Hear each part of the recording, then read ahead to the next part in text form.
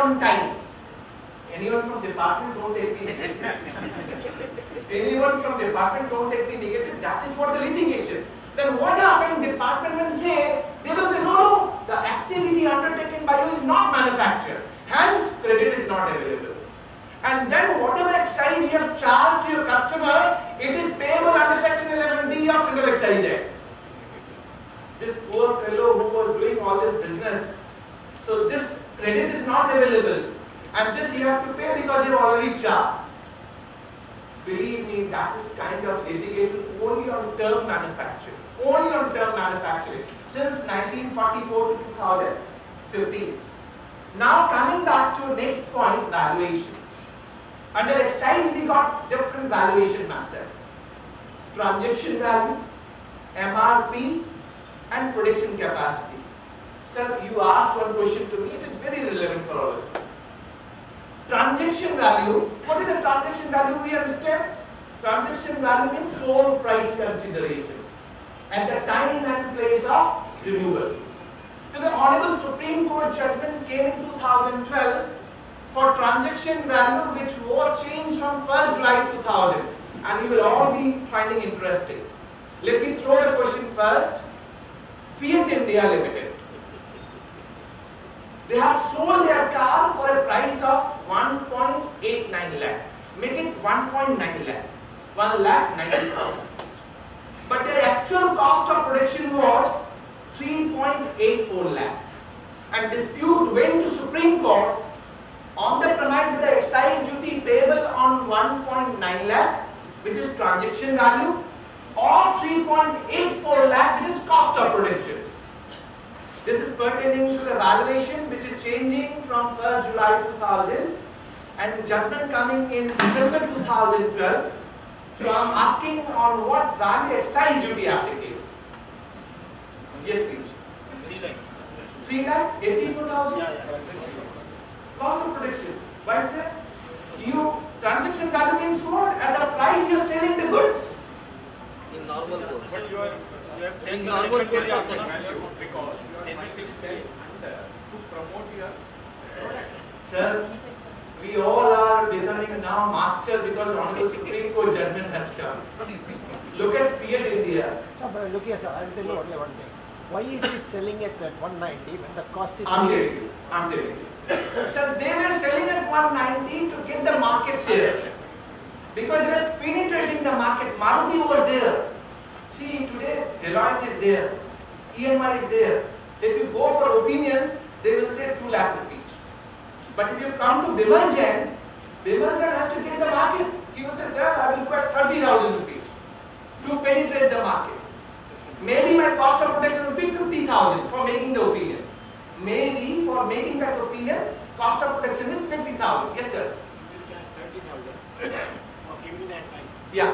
But you will not pay 30,000 for giving that time, isn't it? I will.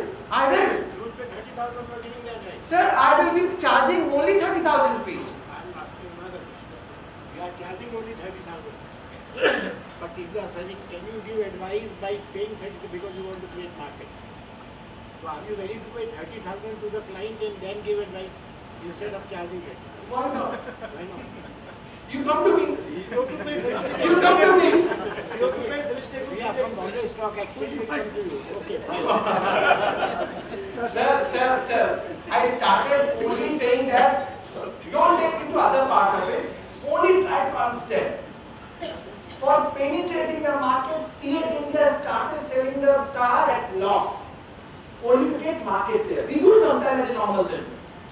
We do sometimes. Sir, I understand, but if it is a short period of time, fine. But if you are going on extending for Tell years, me how we can carry on. Is it called simplicity? It is called certainty. Believe me, I am going to tell you what is there in GST. And then I will ask you whether really we are going on a right path. I will tell you, touch upon it. Just pause yourself. Just look at how we are moving forward from excise perspective. After valuation, we got rate, different rate. 2% without standard, 6%, 12.5%. This excise duty rate of 12.36 now 12.5. You know, manufacturer are struggling and asking one question: what will happen to my education cess, which was standing on 20th February 2015, they have given one relief that any input services and capital goods procured on or after 1st March. But what about the balance which is standing on 20th February? No relief. So nothing is clarified. It is going to be cost. Believe me, that is what. There is no other provision in standard trade rules. But then this is how the provisions are moving. Then we got rate of 24, 27, 30. Start thinking you are Maruti. Your car is chargeable at a rate of 27%, only excise duty. VAT on top of it on an average 12.5. What would be your GST rate? Just start thinking whether they are going to be benefited with GST or they are going to be loser. Similarly, the way your product is chargeable only 6% excise duty and VAT rate of 5%. What happened in GST? If they come out with a rate of 20%, it is not going to inflate the price for the consumer. So those are very, very prominent question and relevant pertinent question. So keeping excise apart, come to the service tax. But under excise, 2-3 things are more important. You got an exemption, excise exemption of 1.5 crore, and Secretary Sahab has said in the morning, 25 lakh rupees they are only discussing for threshold exemption under GST. So what happened? Those who are enjoying excise exemption of 1.5 crore, they will come into GST net. They will come into GST net. You got excise exemption, absolute. Your product is exempted, all conditional exemption. Leave aside, you got excise-free zone, Uttaranchal and Himachal. Jammu and Kashmir by way of refund. What will happen to those units if GST comes in? Anyone who is belonging to Jammu and Kashmir, Uttaranchal, Himachal, but Uttaranchal and Himachal, excise is exempted. And why exempted? You have made the investment into that particular state. So excise is not chargeable. What will happen in GST? Start thinking. Start thinking. These are the platter for the day. Move to service tax now. Yes, Jammu Kashmir cash refund. Cash refund. Even in Uttarakhand, the GST is No, oh, that will come. Okay. will collect maybe. You are answering to me, not an issue. Then we got service tax provision, sir. Service tax started from 1st July 1994. Only on 3 services at the rate of 5%. And first year collection was how much? Any idea, sir? First year collection. How much was the collection from Government of India? 360 crore rupees only, and which has become now 2.2 lakh crore rupees. Service tax is a happening issue. Now when service tax is a happening issue, we need to understand taxable even for the chargeability of service tax. Let me throw this question to all of you. Please tell me, like excise applicable on manufacturing, sales tax applicable on sale of goods, tell me service tax applicable on what? On service. On? Service. Why you pay service tax on advance? Sir, any activity done by one person for another person for consideration. Oh, now he's saying any activity done by a person for another for That is consideration. the definition. Oh, poor consumer sir. Don't. I want to have simplicity. Excise applicable on manufacturing, sales tax applicable on transfer of property in goods. Why can't you have simple definition? Service tax applicable on rendering of. But believe me, we are not. What is the problem? For service provider, service tax is payable in terms of Rule 3 of the POT rules. And what is Rule 3 of POT rules? Earliest of the 3. Date of receipt of money, including advance money, even though you have not rendered service. He is giving me 30,000 today for opinion given in the month of October, service tax applicable. Second milestone, date of invoice. Provided invoice is raised within 30 days from the completion of service. If invoice is not raised within 30 days, then date of completion of earliest of the 3. So again this challenge is there. What is the taxable even for the chargeability of service tax? Before I go further, now rate is very important. Service tax rate changed from 12.36 to 14. Across India, one problem is coming, and I'm asking to all of you also.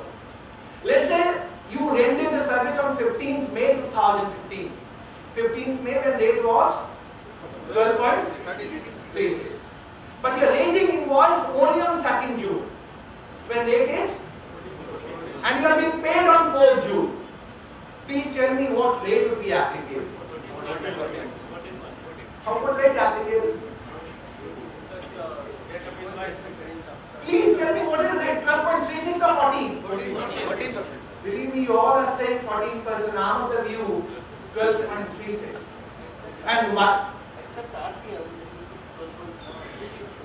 Even including RCA. I will tell you. Sir, why tax expert and consultant are benefited? Because of interpretation. Because we do not want to clarify. See, rule 4 of POT rule says, out of 3, if 2 even prior to 1st June, old rate. If 2 even after 1st June, new rate, right? But tell me there is section 67A of Finance Act. Now I will touch only one point. POT rule came from 1st April 2011. When initially it came for 2 purposes. To determine the rate of service tax and to determine due date of payment of service tax. On 20th May 2012, section 67A got inserted into Finance Act. And section 67A was meant for 3 purposes.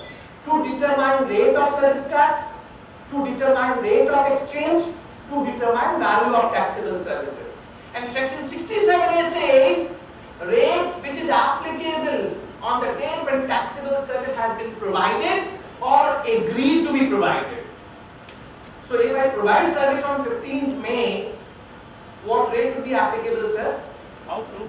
Of course 12.36. Why 14%? Whether POT rule can override the provision of Finance Act? You all are giving me opportunity to litigate the matter and then say on interpretation we are benefited. But look at poor consumer service provider. He is providing service. He will always in dilemma what rates should be applicable, and he will go with the WhatsApp and Facebook messages 2 out of 3. This is rate. Come to service tax down below. We were having regime of taxable services up to 1st July 2012. From 1st July 2012 we got negative list. And what is negative list? My hands are like this. All the services are taxable other than negative list or negative exemption list, right? And service tax is applicable on services. Am I right? Do you all know service tax was applicable from 1st July 1994, but there was no definition of service until 1st July 2012. Was you aware of? You are aware of. And this is very first time provided. And what is the definition of service? Any activity carried out by a person for another for include declared service but shall not include. Am I right? Yes. What will happen in GST? What would be the service definition? Please sir, what would be the service definition? Anyone? Any value addition. So now GST, I am just touching one point. So any value addition done by 1%. No, for the benefit form. So now I say the GST law. I won't invite your attention. 122 Constitution Amendment Bill is before Rajya Sabha. This Constitution Amendment Bill, Article 366(12)(a) says GST means any taxes on supply of goods or services. I'm just pausing myself. Goods or services. So first they are talking about GST means any taxes on supply of goods or services. So they are talking supply. So the concept of manufacturing, concept of sale, concept of rendering of service will go away. Will not be applicable. It is on supply. And believe me, the term supply is not defined in 122 Constitution Amendment Bill. And then we talk about interpretation. Are you getting my message? It is applicable on supply, but the term supply is subsequent, goods or services, right? So what is goods and what is services? Let's understand what is goods. What 122 Constitution Amendment will say. Goods is defined like this. See, I've seen my, college days, my professional days. Whenever we used to read any definition, we used to read definition like this is like this, and particular definition means so and so and includes so and so. Am I right? Am I right? But the goods which is being defined in 122 Constitution Amendment Bill, they say goods includes. So they are not saying what is goods. They are saying goods includes all material, commodities and articles. Who is going to define what is goods? Subject to interpretation. And then comes what is the definition of service? Believe me, so smart definition. You will all start laughing. Service means anything other than goods is? Sir, now after reading this, now again I will take you back to the definition. Now it says GST means any taxes on supply of goods or services or both. I do not understand what is left out for both. Believe me, this is 122 Constitution Amendment Bill which is before Rajya Sabha, and we have to start our awareness what kind of provision we want to have in GST. Unless we come back with our feedback and suggestion.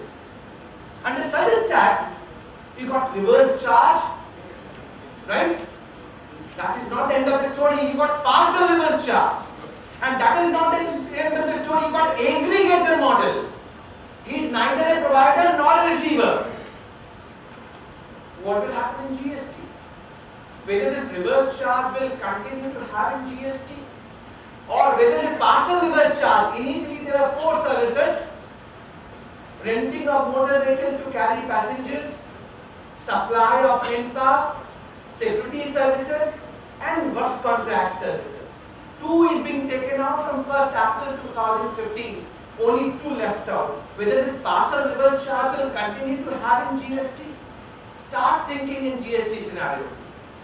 And under GST, whether you will have both service provider and service receiver. Then you got valuation. You got abatement, like you got transport of goods by railway, GTA, vessel. You got air flight, right? And then abatement given on account of material component. So whether this abatement will continue to in GST scenario, these are all $1 million questions.